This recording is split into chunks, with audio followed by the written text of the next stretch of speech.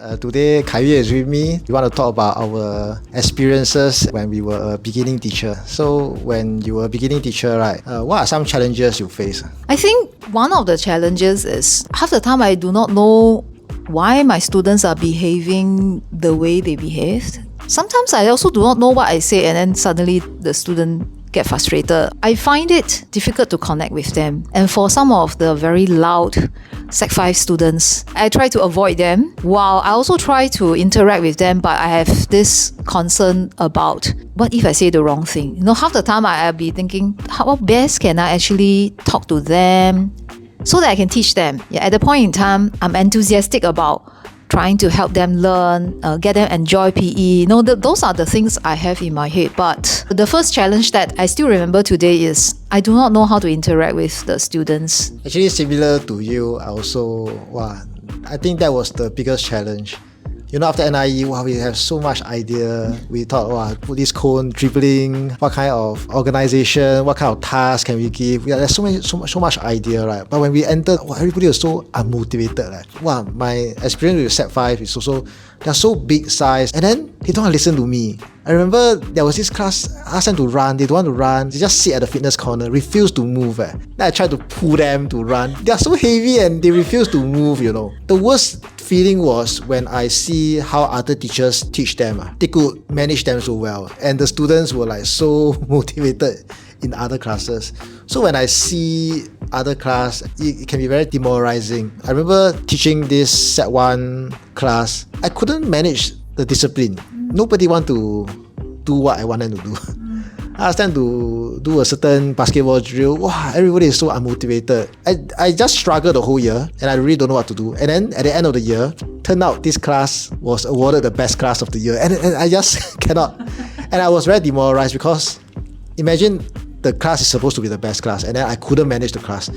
That was really very, very demoralizing for me. I remember the first years of that. When I first entered, I was immediately given a form class, 42 Sec 1s NA as a form teacher. To enter the school and immediately have to take charge of 42 students, and you don't have prior experience leading such a big class of students, not just in PE, but you have to be like their mentor, be their form teacher to guide them in everything. It is a scary thought. I still remember I went to speak to my fellow colleagues, and I'm very thankful because they will assure me that everything will be okay.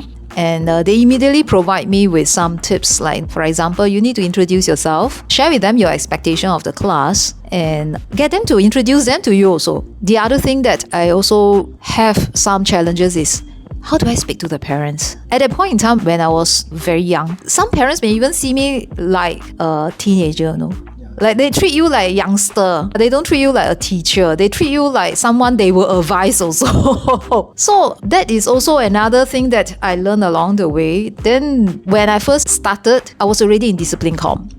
Okay, so then I learned along the way how to work in a committee, looking at students' discipline, their wellness, their behavioral issues. Very thankful that there is a strong team. The discipline HOD then gave a lot of advice, very supportive, guide me along. So while these are all challenges, thinking back, I don't think it is too difficult to overcome because of the people around who support and always ready to share, what can you do, what can you try. Like when we meet during lunchtime in the canteen and chit-chat with the colleagues, those sessions to me are not just enjoyable but very, very useful. So if you're talking about the challenges, thinking back now, I would say yes, there are actually a lot of challenges, but I don't think it is too big a task. Come thinking back, I think it is a good challenge because this challenge has helped me grow. I've grown because of all the colleagues who are so helpful. I remember when I was in NIE, we were taught about many things like classroom routines, set expectation, the tone that we are giving the students. But I remember when I faced 42 students and I'm not used to it, all these things forgot already. Suddenly, I don't know what to do. I realized it takes time to get used to facing 42 students. It's not you just go in and then you face 42 students and then you give expectation, you ask them to introduce themselves. It's not so simple. But the good thing is, like you say, a lot of colleagues encourage us and then keep affirming us that things will only get better. And it's really true, because the more you see the student, the more you got used to facing 42 students. After sometimes you forgot that you are facing 42 students. You just go in and you just be yourself. That's the time when you start to remember things like, okay, I need to set expectation. The tone become more firm. Not like the first time we see 42 students, you get overwhelmed by them. And then the tone become very soft and not very assertive lah. So the more you do it, the more you become used to us, and then it just get easier. And then the way you speak also become more firm and more assertive. Then you suddenly realize, actually the student start to listen to you more. The student become quieter. Then you just get, how come after 1 month you get better? How come after 2 months you get even better? Yeah, I realized you just have to get used to facing that 42 students. And then as time goes by, things get easier. Setting routine become like second nature to you. Then you start to do other things. Then you dare to do things like saying jokes to the students. I know the starting is not easy, but luckily, I think like you, I also have colleagues that really encourage, affirm us. I also realized that after 1 year, 2 years, the way I speak to parents also, there's more confidence. You know, sometimes parents, when they listen to teachers, if they sense that the teacher is not confident, the parents also want to tell you what to do, give you a lot of advice. But if let's say the parents sense that the teacher is a confident teacher, or the teacher, well, I can trust the teacher one. The parents also have more respect for the teachers. So this type of thing need time, experience that help you to overcome your challenges. Just now you mentioned that initially when you have to face that 42 students, because of that discomfort and because of the unfamiliarity with the environment, you become soft. I'm actually the opposite.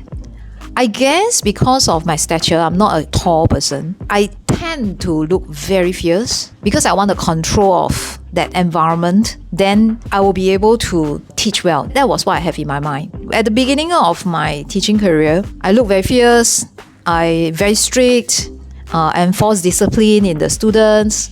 I guess maybe that's why after the practicum, the school see that, hey, this teacher can help with discipline, so that's why I enter discipline immediately. But you are right that it takes time for us to get used to 42 students, 40 students, like the huge number of students in class. And it's true, especially if I take an upper sec class, most of them are actually taller than me, even the girls. So if I do not make them sit down when I address them, and if someone walk past the class, they don't even know where's the teacher because they are so tall. When I start to learn to get used to, okay, this is what my class will look like, 42 of them, this is how I work with them, this is how they talk. And when you start to get used to it, then that's when I feel more comfortable to start to tell jokes, like you lah. So rather than turning soft, right, I think at the initial phase, I started off being very fierce because I would like to have control of the class. Imagine that if I have control of the class, then I'll be able to teach well. That was the thought. But it's also true that as I learn about the students, their needs, who they are as a person, and learn to work with them better, I start to loosen up also and liven up the class. Who helped me along the way? Definitely the people around me. I see how they interact with others, how the senior teachers continuously stay calm when even the child was showing a lot of frustration or even splitting vulgarities when he talked to the senior teacher. I get advice from fellow colleagues. That's why I'm very thankful that there is a community in the school who is always so willing to share their experience, so willing to share why they think it works, and they encourage me to give it a try. Of course, I won't say I try every single strategy that was taught to me. I pick the ones that I think I can start off first, can deliver first. Like for example, to capture attention. I was taught that sometimes when the fans are all blowing very nice, the environment is so comfortable, then that's when your students start to fall asleep, right? Not paying attention during your CCE, right? Switch off the fans. When the environment becomes uncomfortable, they will start to grumble. Then that's when they sit up, and that's when you have their attention. It is along the line of, if you want to capture attention, something must be different. To me, I can try this.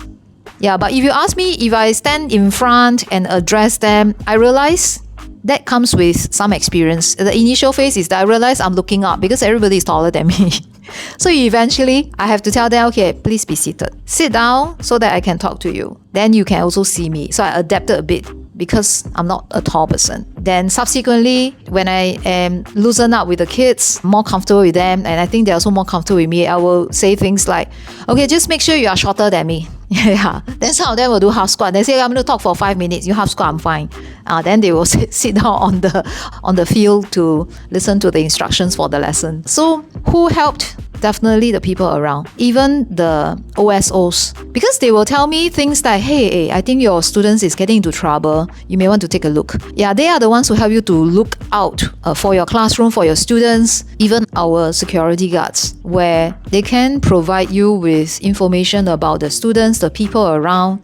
Like, hey, you have who and who is coming to school to visit you, right? I think he's here already. Then I will know that, hey, the guest is in school already. One thing that definitely has helped me as a BT are the people around. As long as you're willing to listen, there are actually a lot of advice. When you talk about the people around you that help you, right? It reminded me of this theory called the teachers' collective efficacy. That when we feel like we are part of a group and we don't feel like we are alone, right? And then when this whole group of teachers have this belief that we can impact the students, actually our own self-efficacy also increased. So that's why I felt lucky that I had good relationship with the people around me, like the more experienced teacher, the security guard, the OSO, because everybody tend to work together to help students. That whole village to raise the child, that sense of belonging that a group of teachers are helping students really makes the difference to your self-belief. That when you enter the class, you know that a lot of people will be behind my back. That make me feel more confident. It actually is the confidence that we portray in front of the students that make the student want to learn from us. Yeah. If the student think that you're not confident, the student also don't want to listen to you. So I think as we have more friends in the school, we ourselves also develop that self-confidence faster. Yeah, also like you is that starting also need that control. Last time I remember, ask them to sit in rows. The rows are not straight enough. I will just make sure they are in straighter rows. When they don't come 7 minutes after bell ring, I'll get very agitated. Because I need that control. Without that control, at the back of my mind, I will worry that students not going to respect me. Yeah. It's only after a few years when the self-confidence, the self-efficacy become higher, then I feel that I can control. I'm getting used to it, right? That's the time when I start to realize, I can let go already. I can empower them to do things by themselves. Before that, it's really, I don't dare to let. Everybody must follow that same instruction, follow that same drill, follow that same movement. I'm very scared of letting them conduct their own games. Then when I see other teachers letting students run events, run their own intra-class, I hope to be like them, but I don't dare to be like them. I think that first few years to develop our own self-confidence, self-belief is very important. Maybe I provide another perspective. At that point in time, I believe we are worried that we lose control. It's because we do not know them enough. We have certain misunderstanding of our students who behave differently from us. A stark difference between me and my students I teach when I was a BT is that they speak in mother tongue more than they speak in English. And when I use English to teach them, sometimes the students laugh at me. They laugh at my English because I don't speak like them. So when they laugh at me, I also feel embarrassed and I'm not used to it. Then that's when, being the adult here, I start to put up that fierce look, stern look, because I want that control, right? Yeah, I need you to respect me. If you don't show your respect, I'm afraid that the rest of the students will also go haywire. Like I start to imagine that, okay, the whole class cannot follow instructions to complete the task together or complete the learning together. Furthermore, in PE lessons, safety is paramount.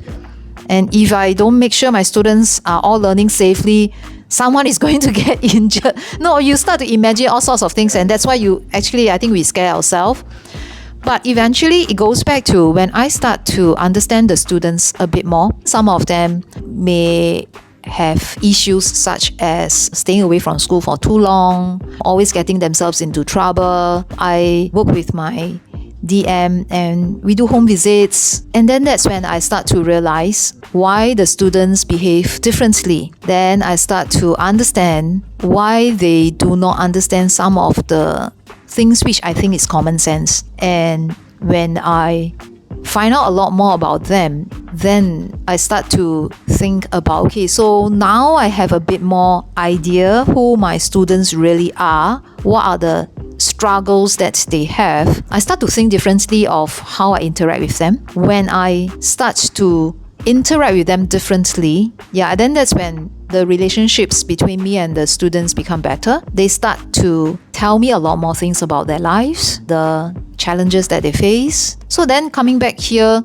it's true that along the way, it's not just about that confidence, but it's more so about having that strong relationships with students help to ease out a lot of problems along the way, because they start to understand you and you start to understand them. I think a lot of experienced teachers will have similar experience as us. If we put in the effort to understand students, we will understand why students behave how they behave. Then when we truly understand them, then that's when we start to build trust. Then that's when students become motivated in our lesson.